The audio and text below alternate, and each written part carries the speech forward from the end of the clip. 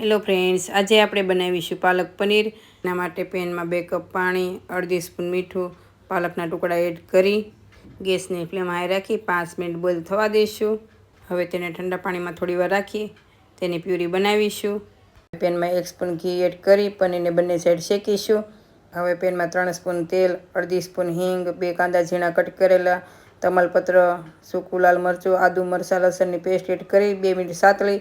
તેમાં 1 ઝીણું કટ કરેલું ટમેટું એડ કરી ફરી 2 મિનિટ સાતળી. હવે તેમાં ધાણા જીરું, હળદર, મીઠું, ગરમ મસાલો એડ કરી સાથે પાલકની પ્યુરી એડ કરી 5 મિનિટ કૂક થવા દઈશું. હવે 1 સ્પૂન દહીં, 1 સ્પૂન મલાઈ મિક્સ કરી ગ્રેવીમાં તેલ અલગ પડે એટલે તેમાં પનીરના ટુકડા અને દહીં અને મલાઈ મિક્સ કરી હતી તે એડ કરી થોડું બટર એડ કરી 2 મિનિટ રહેવા દઈ ગેસની ફ્લેમ બંધ કરીશું. સાથે તડકો પણ બનાવી લઈએ. તેના માટે 2 સ્પૂન તેલ, ગરમ મસાલો, કાશ્મીરી લાલ મરચું.